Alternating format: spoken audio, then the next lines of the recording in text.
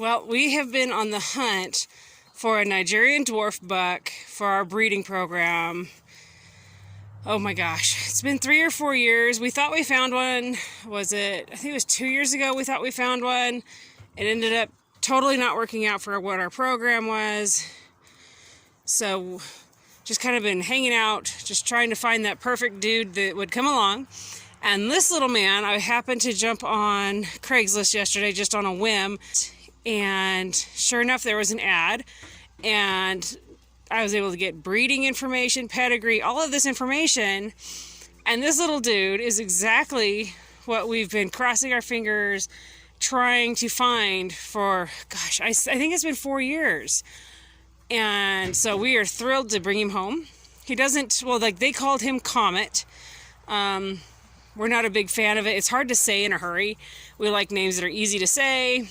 And the boys, so John wants to name him Mr. Piggy because his goat, John's main goat, Piglet.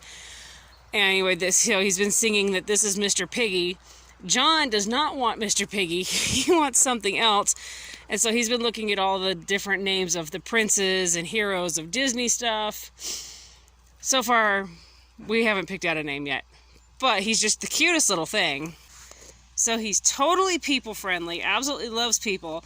As soon as we come outside or he hears us or even sees us, he just starts talking up a storm. Can't wait to say hey. He's just so excited.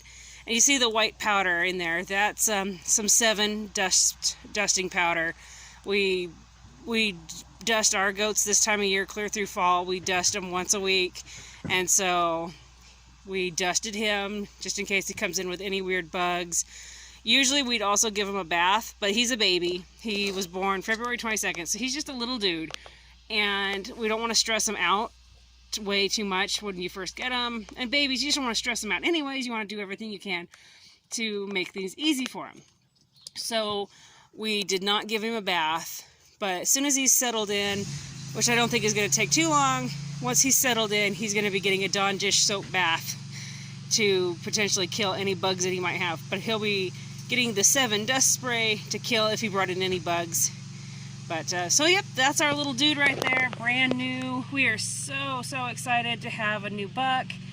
He will have dates with, he'll have a date with Aurora here in the fall. The little man will probably have a date with Barbara this fall. She's one of our Oberhasleys. He's definitely going to have a date with Nikki here. Nikki is one of our Nigerians. And he will definitely be having a date with little Miss Piglet here. So this fall, so Nikki here and Piglet, Nigerian Dwarfs, they can come into heat year round even. So if one of these two comes into heat before fall, we might breed.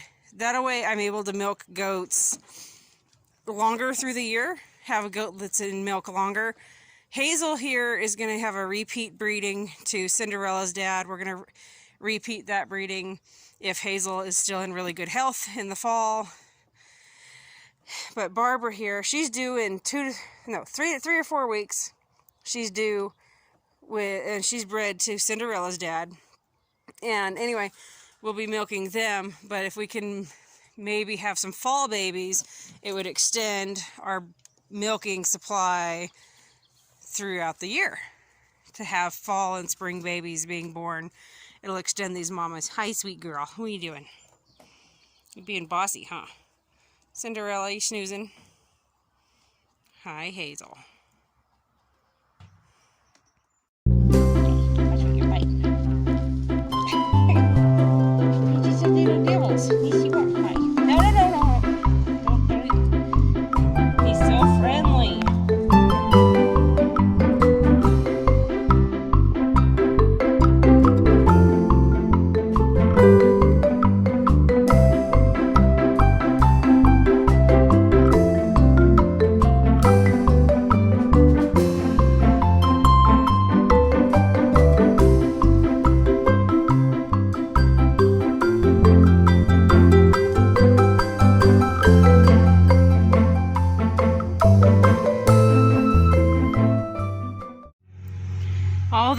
jacket you're hearing behind me is my husband out there on the lawnmower. Anyway, he stops, he says, "Hey, what's this red thing?" This was in a bunch of grass. I'm surprised he even spotted it. I mean, it does stand out, it's pretty red. And I said, "Oh, I think it's a crab apple." So he goes, "Well, I'm not gonna mow right there for a few minutes. Go get your shovel." So ran, got my shovel, dug this guy out, got him in some compost. I'm gonna go water him now. But it's kind of funny that I said crab apple and I figured he'd be like, never mind. But he says, "Nope, let's transplant it." So it'll probably end up like the one we have right now, where I'll wait 7 years and it might finally grow. Like, oops, this tree that we have here, this dude right here, we only just now found out it's a crab apple this year. This is its, oh, well, going on 8 years. So, but I'm gonna get this guy some water and then get it back out to yard work.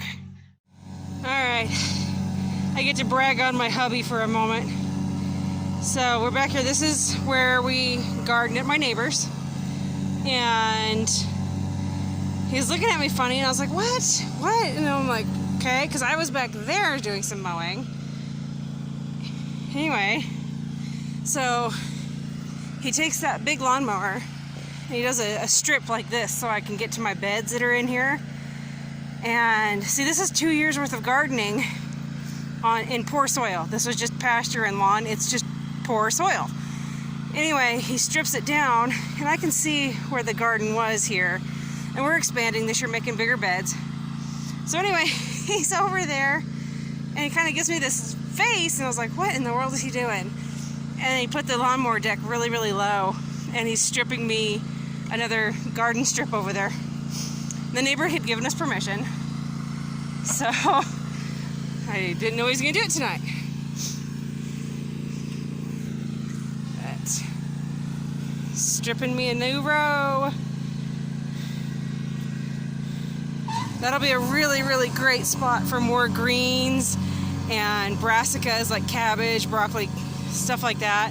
It gets a really great amount of shade over there in the evening for a good portion of the day compared to a lot of these other beds. So, yay, new garden bed.